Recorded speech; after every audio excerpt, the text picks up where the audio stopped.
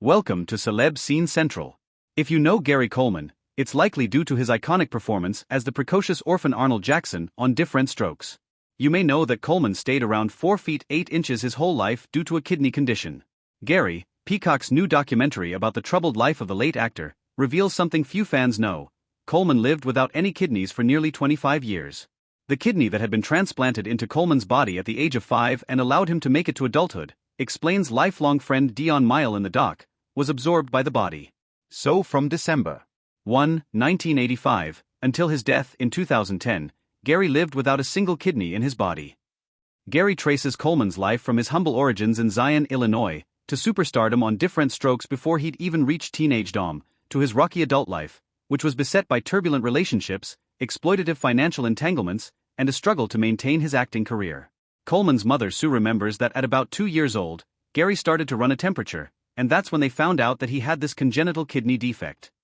Coleman was diagnosed with focal segmental glomerulosclerosis, a degenerative kidney disease which causes irreversible internal scarring.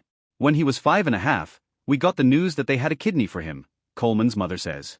Coleman's body quickly took to the new kidney and he quickly recovered in kind. 2 weeks after he had his surgery, he was standing on his head, she recalls. Coleman himself concurred in a segment of archival audio, "Even when I was 5, I was the do or die, never say die, I'll be back kind of person. That was the kind of kid I was." It was the medication Coleman began after his transplant which stunted his growth. Mile explains, the immunosuppressant drugs brought about the fullness in his face. Ironically, it was his diminutive size and the fullness in his cheeks that created Gary Coleman as we know him. He recalls that the prognosis was, if we're lucky, Gary would live to the age of 12, and at that point would require another kidney transplant.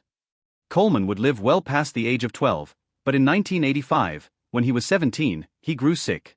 The transplanted kidney was reabsorbed into Coleman's body, leaving him without a single kidney. Coleman had to undergo dialysis 3 days per week, 4 hours per day for the rest of his life. While Coleman's health faltered during Different Strokes' final years, he struggled to make it through scenes, and not everyone was so understanding. Mile recalls showing up to set one day, Gary was in the middle of a scene, completed the scene, bent over and threw up. Different Strokes hair stylist Joanne Stafford Cheney says Coleman spent a lot of time with me, so the producers asked me, "What's going on? How's Gary doing?" She told them Gary's sick. The studio said, "Okay, let's go down for 2 days until Gary's better." But she saw Coleman's father Willie huffin' and puffin'. He said, "Who the hell do you think you are? Why did you have them cancel the show?" Coleman's co-star Todd Bridges also remembers the senior Coleman's lack of sympathy for his son. "I remember the time when Gary was throwing up, I overheard Willie saying, 'You gotta get out there and you gotta work. You got people depending on you, you gotta do what you gotta do.'"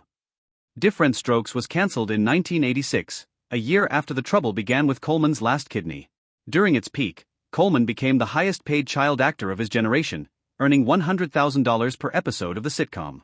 His health would abide until 2009, when he began to suffer seizures. He died on May 28, 2010, at age 42 after a fall in his Provo, Utah, home left him with an intracranial hemorrhage. He had a spirit about him, Coleman's mother remembers. "I'm going to master this, and I'm going to do what I want to do regardless." Gary is currently streaming on Peacock.